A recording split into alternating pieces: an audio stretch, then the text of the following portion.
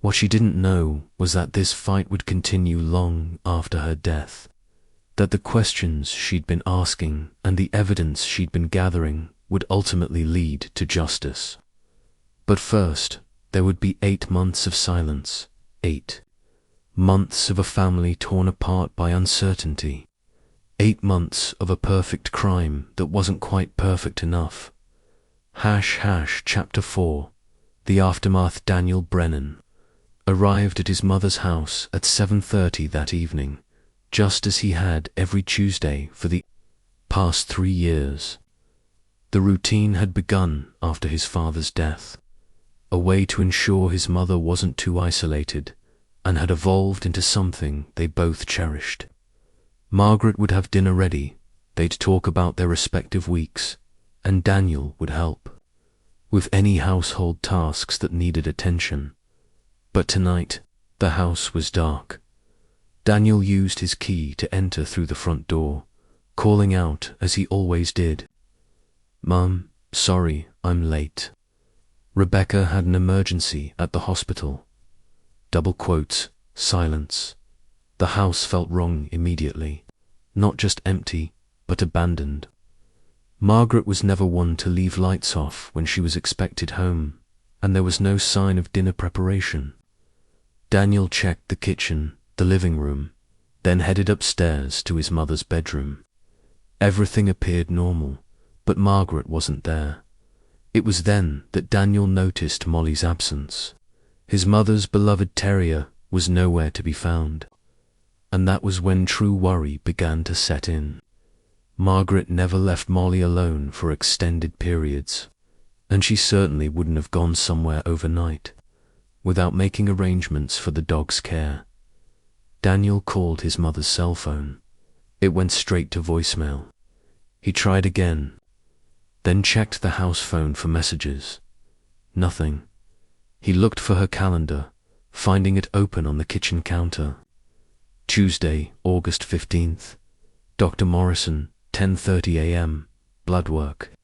A quick call to Dr. Morrison's office confirmed what Daniel was beginning to fear. Margaret had called that morning to say she'd be late due to construction, but she'd never arrived. The receptionist, Julie, remembered the conversation clearly because Margaret had been apologetic about the delay. She said she was going to take the long way around, Julie told Daniel, but that was around 10:15 this morning, when she didn't show up by noon. We tried calling, but got no answer.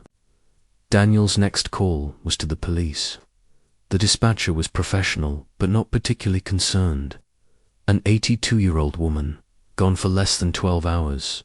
No signs of struggle, no evidence of foul play. It was possible she'd gotten confused, taken a wrong turn, maybe had a minor accident and was waiting for help. "We'll put out a bolo alert," the dispatcher assured him. "Be on the lookout for her vehicle.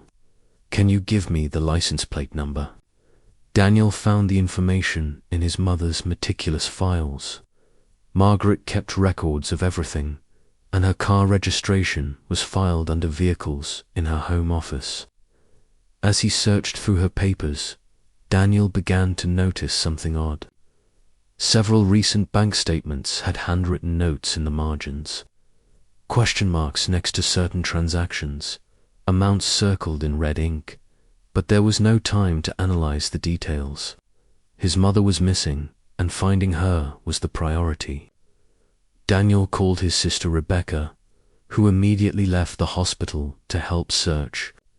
They drove the route Margaret would have taken to Dr. Morrison's office, looking for any sign of her red Toyota Camry. The construction on Maple Street had indeed been extensive, forcing traffic into detours exactly as Margaret had described.